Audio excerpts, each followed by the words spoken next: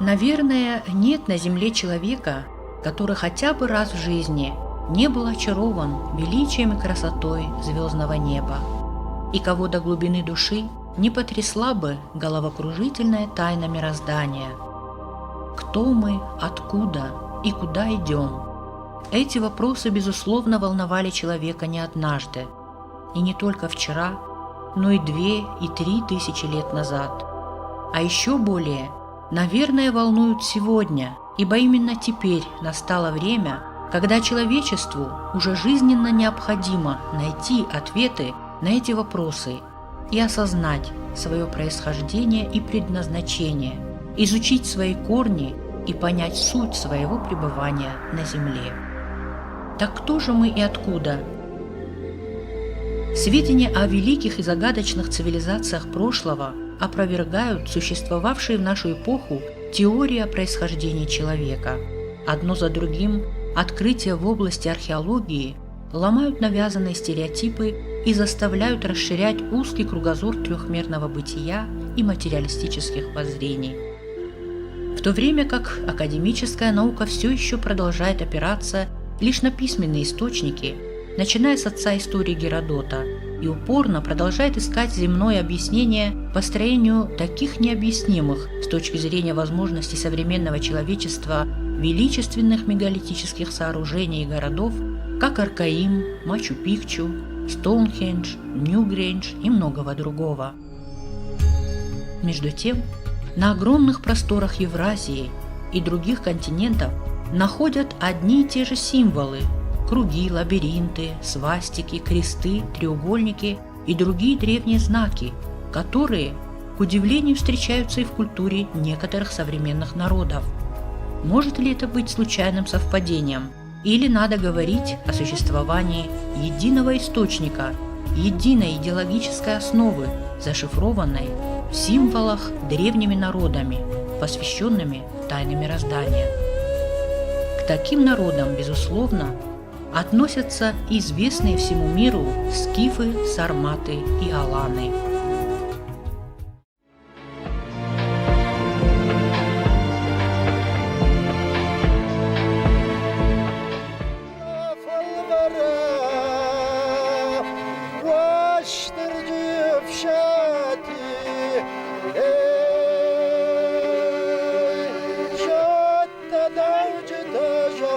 Обратимся к Нартиаде, которая является древнейшим священным эпосом.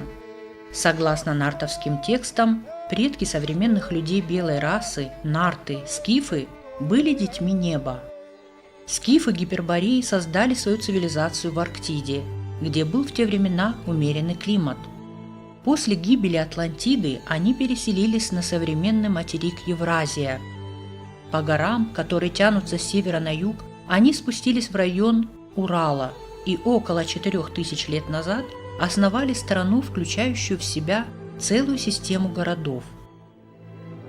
В 1987 году археологи обнаружили первый город-обсерваторию, названный по близлежащему селению Аркаимом. Его структура напоминает огромный гороскоп диаметром 160 метров с четко выделенными 12 знаками зодиака. В структуре Аркаима также был заложен древний скифский символ – свастика, символизирующий эволюцию космоса и человека. Позднее скифы расселились по всей Европе, часть их переселилась на территорию современного Кавказа, Причерноморья, Ирана, другая часть дошла до Индии. Именно этим объясняется тот факт, что во многих древних персидских и индийских текстах говорится о прародине предков этих народов, лежащей далеко на севере. Глубокому анализу ученые подвергали также скифские легенды и сказания, которые донесли до нас античные писатели. В результате было выявлено, что в национальном осетинском эпосе Нарты сохраняются сюжеты и образы, которые находят прямые соответствия в древней литературе Индии и Ирана. В нартах прослеживаются также многие черты, отражающие религиозные и мифологические представления, конкретные особенности быта и традиционных обычаев скифов. Бонгард Левин. На необозримых просторах от Дуная до Алтая находят все новые и новые следы пребывания скифов. И каждый народ, живущий на этой земле ныне, считает себя их потомком. Но есть на земле места, для жителей которых скифы – это не потерянный в исторической мгле мифический этнос, а их героические предки, чьи курганные захоронения и непревзойденное по красоте искусство напоминают об удивительных и загадочных событиях прошлого, настойчиво устремляя ищущих к их разгадке. Это прежде всего Центральный Кавказ и Крым.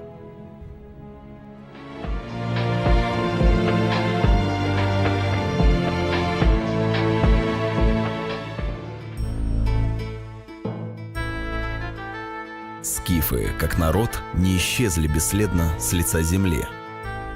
Если вы взглянете на этнографическую карту Кавказа, то найдете в ее центральной части небольшой народ, называемый ныне осетинами. Ученые давно установили, что осетины по происхождению не связаны с соседними кавказскими народностями. Они пришли на Кавказ с севера, в прошлом они назывались асами, аланами, а аланы, по свидетельству историка Иосифа Флавия, скифское племя. Что же сохранили осетины от своего далекого прошлого? Два бесценных сокровища – язык и эпос. Осетинский язык дает ключ к разъяснению многих топонимов Северного Причерноморья и Приазовья.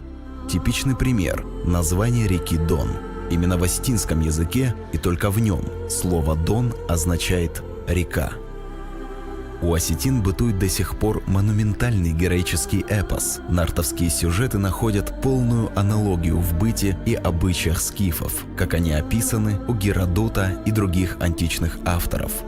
Волшебная чаша, из которой могли пить только самые славные герои, поклонение мечу как богу войны, похоронные обряды и другое. Излюбленное животное нартов и скифов – олень. В сказаниях олень часто именуется 18-рогим, и знаменитые золотые скифские олени, выполненные в зверином стиле, имеют именно 18 отростков на рогах.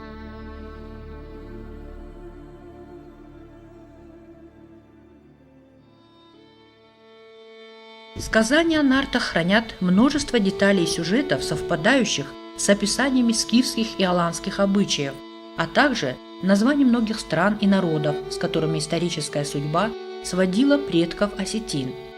В то же время повседневная домашняя жизнь нартов, как она отражена в сказаниях, почти не отличается от старого осетинского быта, каким помнят его старшее поколение наших современников.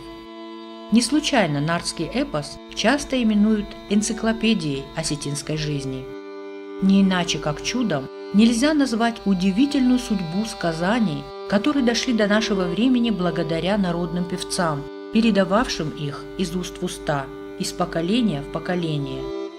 И это был самый надежный способ передачи знаний, от сердца к сердцу, так как любые письменные источники могли быть затеряны или умышленно переделаны неприятелем.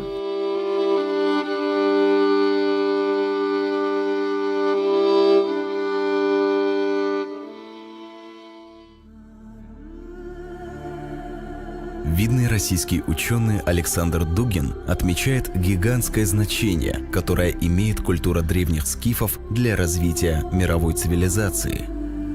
Скифское, сарматское наследие, а осетины являются их потомками, оказало огромное влияние на финно-угорскую, тюркскую и славянскую культуры. Я думаю, что ключом к культуре древних народов является именно осетинская культура.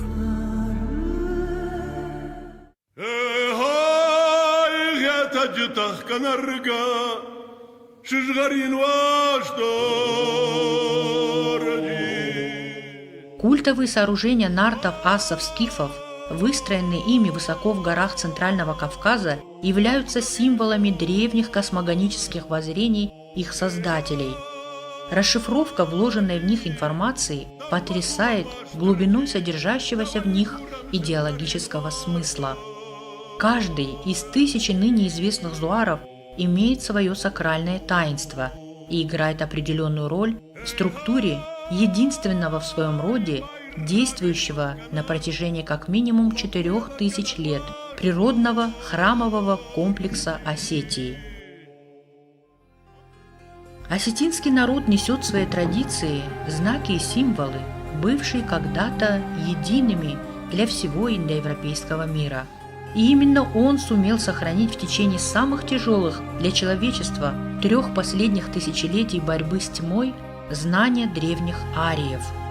Эти знания о высшей реальности, о структуре мироздания, о едином Боге, о силах добра и зла, о необходимости эволюционного роста человека и несли по миру воины света, скифы, сарматы и аланы, распространяя вместе с тем и божественные заповеди, высокие моральные и духовные устои, содержащиеся в их кодексе чести и в фундаментальном законе жизни Ирон, Нартон, Ахдау.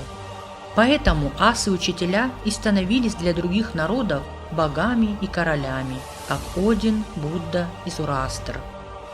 Ир, ас-аланы, скифы и сарматы были рассеяны по всему миру и могли бы остаться жить в любой части света. Однако случайно ли, что они покидали плодородные степи и теплые моря, а выбрали именно Кавказ для сохранения идеологии асов-нартов? Горы Центрального Кавказа явились для них самой укрепленной природной крепостью, которую, как показала история, никто и никогда не смог покорить. Здесь издревле господствовала и совокупная сила многочисленных святых мест, каналов связи с высшим миром. И именно здесь, благодаря своей изолированности, народ сумел сохранить, передавая из поколения в поколение, вверенные ему тайные знания скифов и алан, зашифрованные в Нартиаде, в традициях и обычаях осетин. Сейчас, когда начинает спадать полог тайны, покрывавшей наследие великих скифов-асов, становится понятным пророчество нартов, когда они говорили, что знают о наступлении времен, в которые забудется хатиакский язык, то есть умение посвященных читать тайный смысл знаков и символов, что народ Ир или скифы рассеется по белу свету. Но настанет час, когда найдутся истинные наследники нартов-асов, скифов и алан, которые с помощью притч-заповедей вспомнят хатиакский язык, то есть научатся понимать универсальный язык символизма. И именно они сумеют прочитать зашифрованные послания предков.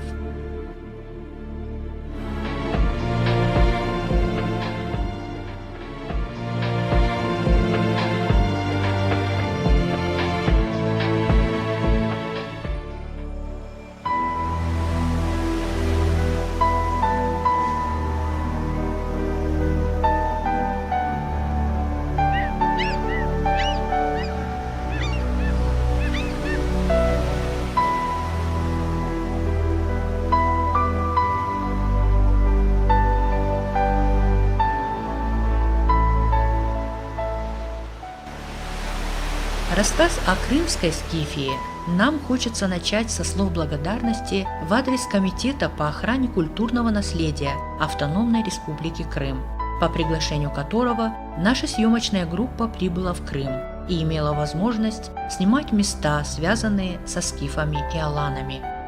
Наше знакомство с крымчанами стало для нас приятным событием с самого порога кабинета председателя комитета Ларисы Николаевны Панасюк.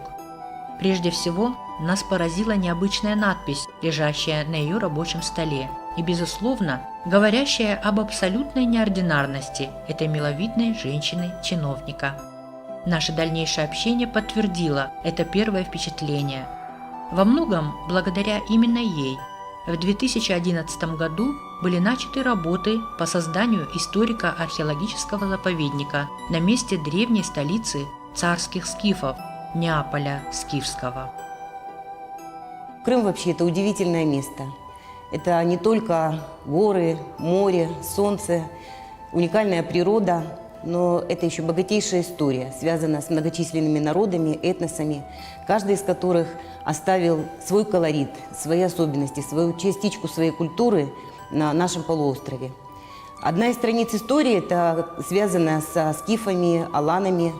И есть такой удивительный памятник, который, в общем-то, исследовался. Это городище Неаполь-Скифский, столица Скифии, столица Крымской Скифии.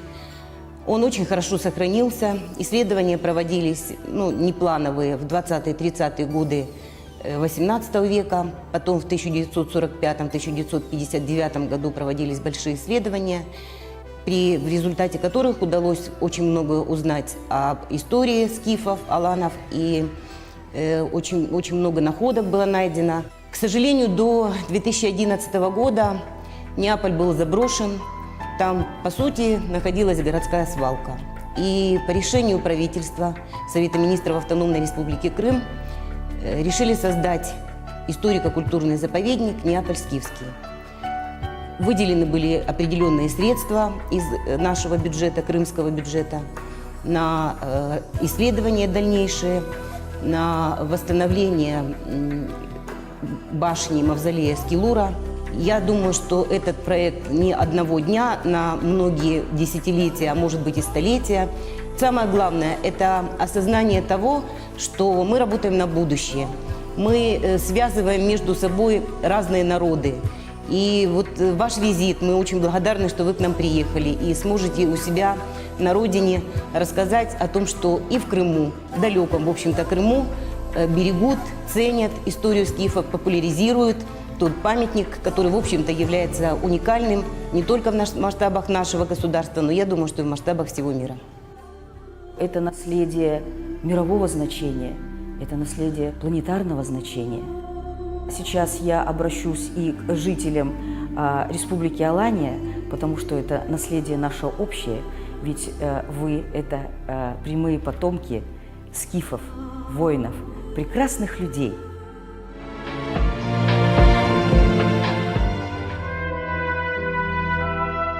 Первый же вечер нашего пребывания в Крыму состоялось масштабное анимационно-развлекательное представление «Неаполь. Новая жизнь древней столицы», которое хотелось бы считать эпохальным. Несмотря на, может быть, очень скромные возможности для перевоплощения в образы скифов, местных студентов и сравнительно небольшой на сегодняшний день объем проведенных восстановительных работ. Однако хочется надеяться, что все еще впереди. Знаменательным является сам факт появления этого проекта по реставрации города, за которым в течение 2 тысячелетий сохраняется имя его основателей – скифов, и который, к сожалению, до сих пор пребывал в полном забвении. Устроители праздника постарались реконструировать некоторые элементы мирной и военной жизни скифской столицы. Были воссозданы образы воинов, всадников, охранявших город, жрецов и ремесленников. Особенно привлекателен был образ кузнеца. Вот он берется за ручку мехов, и из горна вырывается яркий сноп искр. Жарко горит огонь, обогревая прохладу ночи. Народ с интересом собирается вокруг, невольно проникаясь атмосферой древности. А вот сцены сражений воинов на мечах и окинаках. Зрителям предоставляется возможность потрогать доспехи, пострелять из лука или пройти с экскурсоводами, чтобы узнать побольше информации о жизни древней столицы. Силуэты раскиданных по полю шатров, руины крепости с возвышающейся над ними башней, горящие по краям крепости сигнальные огни и большой костер, разожженный в завершении мероприятия, все это никого не могло оставить равнодушным. А молодой месяц, появившийся в вечернем небе прямо над усыпальницей царя Скилура, был воспринят нами как некий символ грядущего возрождения, которое должно вдохнуть новую жизнь в забытую историю скифов. Приехав к нам, вы сделали подарок для Крыма. Неаполь Скифский, он долгое время спал. Он действительно молчал. Ему было, мягко говоря, грустно, если можно говорить о нем как о отдельном существе. Духи этого места, они были опечалены тем, что его грабили.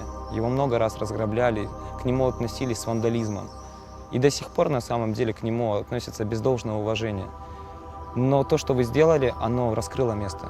Молитва которую вы прочитали с обращением действительно братских народов друг к другу, прочитанной на родном языке, она подняла. Я вам даже могу описать это чувство, ощущение, что человек, который лежит, который не может подняться, который смертельно ранен, он резко выздоравливает, и он просто встает полон сил. Незримые стражи поднялись, и действительно Неаполь Скифский сказал вам спасибо.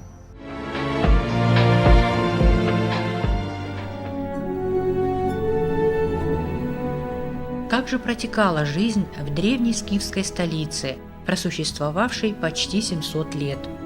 С середины I века и во II веке нашей эры скифское царство переживало сильный подъем. Раскопки Неаполя показывают, как оживилась там в это время строительная деятельность, ремесла и искусство. Жилища оседлых скифов строились круглой формы. В центре его располагался очаг. В осетинском жилище очаг, считавшийся священным, также всегда располагался в центре помещения.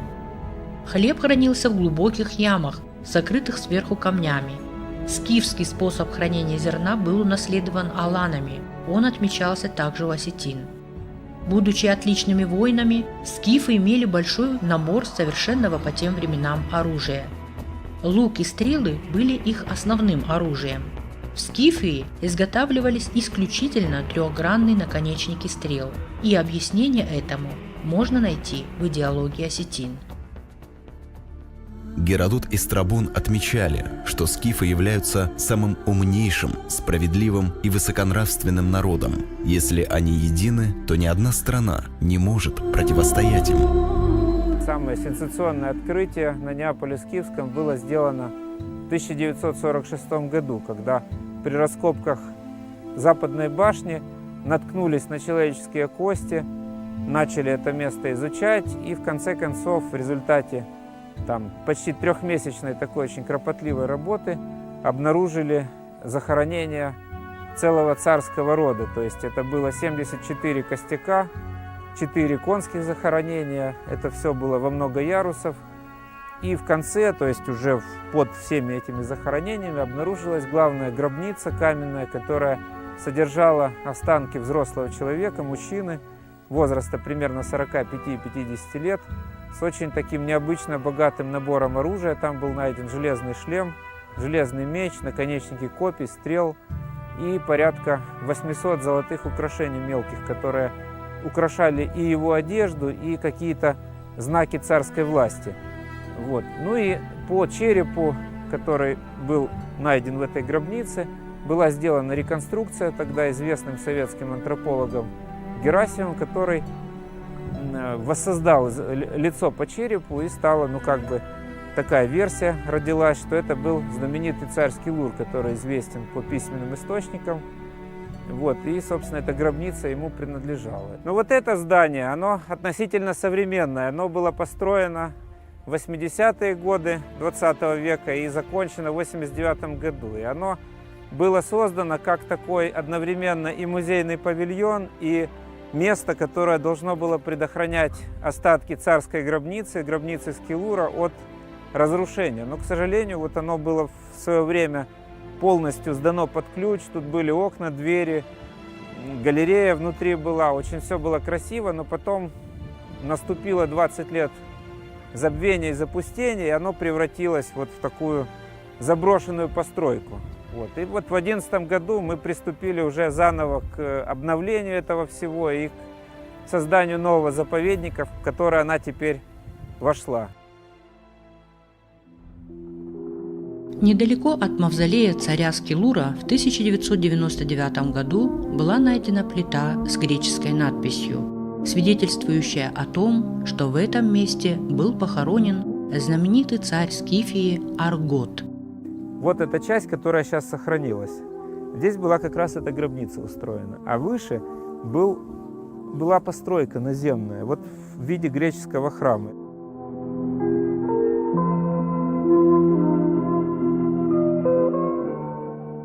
Руины еще одного древнего строения Неаполя Скифского были определены археологами как дом, в котором почти 2000 лет назад жил царь Скилур со своей многочисленной семьей.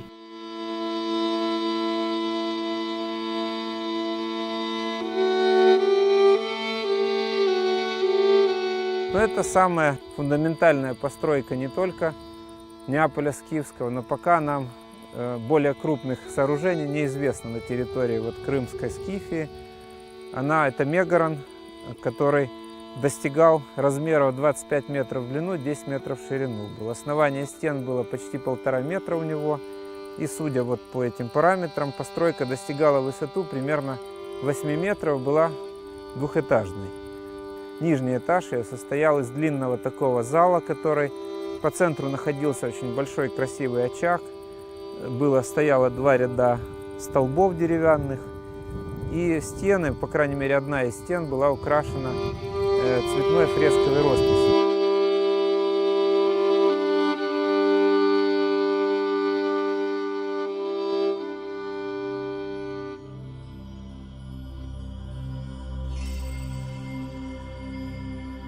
Рядом с руинами царского дома в 2009 году был обнаружен ритуальный бассейн со следами горения и нанесенными на дно сооружения знаками красной краской в виде колеса со спицами и сочетания 9 треугольников. Как выяснили ученые, бассейн преднамеренно был засыпан еще в древности, по-видимому, выполнив свою функцию.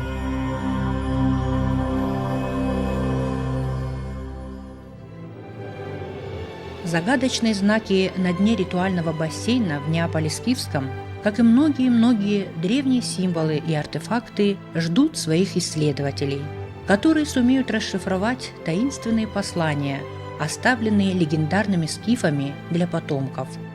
Думаем, что настает время и для раскрытия тайны подлинной миссии скифов, наследие которых рассеяно почти по всем континентам планеты Земля.